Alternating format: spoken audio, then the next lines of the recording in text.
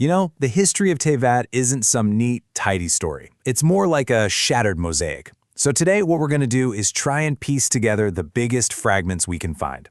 We'll build a timeline, starting from the very, very beginning, all the way up to when the traveler's journey kicks off. Okay, so before we jump in, I have to put this right up front. This is a reconstructed timeline. It's based entirely on the info we have in the game, which, as you probably know, is full of gaps and even some contradictions. So what this explainer is going to do is organize what we know, what's kind of implied, and what's still totally unclear. So here's the plan. We're going to walk through 6 major eras in chronological order. We'll start with the Primordial Era, then the arrival of the thrones, the Archon War, the rule of the Seven, the Cataclysm, and finally, the Modern Era. All right, let's get into it. All right, first up, the Primordial Era.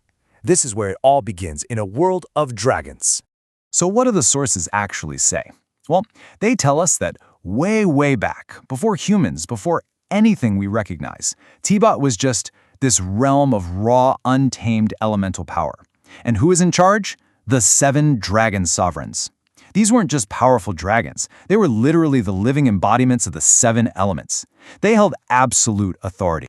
But, you know, this is where we hit our first big wall of question marks. How powerful were these dragon sovereigns really? We don't know. What was civilization like back then, if there even was any? No idea. And we don't even know the specific identities of all 7 of them. These are some of the biggest, oldest mysteries we have. So we're a bit fuzzy on the details of their reign, but what we do know is how it ended.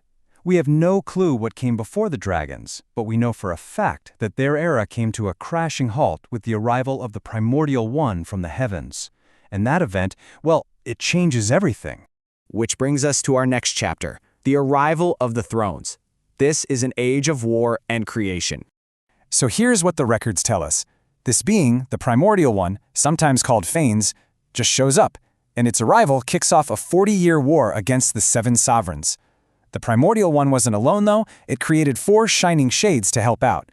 In the end, they won, and after the war, they basically remade the world, separating Teyvat from the rest of the universe with this eggshell, as the texts call it. And that's when a unified human civilization was created, one where people could apparently hear revelations directly from the heavens. But that peace, it didn't last. There's this quote from the book Before Sun and Moon that's just chilling. It says, "The second throne of the heavens came, and war was rekindled, as it was in the world's creation. That day, the heavens collapsed and the earth was rent asunder." So yeah, another cosmic power showed up, and the world was plunged back into war. And this right here, this is one of the biggest black holes in Teyvat's history. Who was the Primordial One? Who was the second throne? Where did they even come from? And maybe the biggest question of all, who actually won their war? The sources just stop. There's nothing.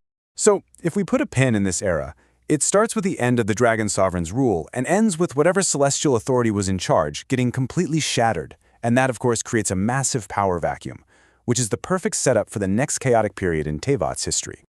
Next up, the Archon War. This was basically a massive, world-spanning contest for 7 empty seats of power. So, how did we get the Archons? It was a 4-step process, really. First, that celestial authority we talked about just crumbled. This opened up 7 divine seats in Celestia. Then, all hell broke loose. A huge, long war started among all the gods across Teyvat, each one trying to grab a seat. And finally, the 7 who came out on top were given Gnosis and became the 7 Archons. And for this era, we actually have some concrete examples. This all went down about 2,000 to 3,700 years ago. We know that in the place that would become Mondstadt, the god of storms, Decarabian, was overthrown by his own people. Over in Liyue, Morox was busy consolidating his power and establishing Liyue Harbor. And what happened to the losers? Well, any defeated god who refused to submit to the new Archons just fled. They ran off to the Dark Sea, beyond the borders of the 7 nations. So yeah, the Archon War kicks off right after that big war between the thrones. And it doesn't end until a whole new world order is in place, the 7 nations, each with an Archon in charge. And that leads us to the rule of the 7, an era defined by nations rising under their new gods. So the 7 nations were officially established about 2,000 years ago, right after the war. For the next 2 millennia, things are, well, relatively stable. You see human governments rise and fall like the aristocracy in Mondstadt. The original 7 Archons even used to meet up. Their first gathering was in Liu. But that original lineup didn't make it. In fact, out of the original 7, only 2 are confirmed to have survived all the way to the present day, Barbatos and Morax. So you've got this long 2,000-year period of relative peace that starts when the Archon War ends, but it all comes to a screeching, violent halt exactly 500 years ago with a single event, the Cataclysm. All right, let's talk about the Cataclysm. This is the event that completely upended the world just 500 years ago. Okay, so here's the rundown of what we know happened 500 years ago. The nation of Khaenri'ah, a human-led nation with no god, was completely obliterated by divine powers. Then, its people were cursed. The pure-blooded Khaenri'ans were cursed with immortality, while everyone else was twisted into the monsters that now roam Teyvat. This whole thing was so devastating that 2 of the 7 Archons died, Greater Lord Rukkhadevata and Makoto. And of course, the survivors of Khaenri'ah didn't just disappear. They became radicalized and formed the Abyss Order. And that cataclysmic event brings us, finally, to the modern era, the time of the traveler's journey. So, what's happening right now? Well, the traveler wakes up after being sealed away for 500 years and starts searching for their lost sibling. Meanwhile, you've got the Fatui running around trying to collect all the Archon's Gnosis. And maybe most importantly, we're watching the very idea of Archon rule change right before our eyes. In places like Liyue, Sumeru, and Fontaine, the Archons are either giving up their direct control or having their authority fundamentally altered.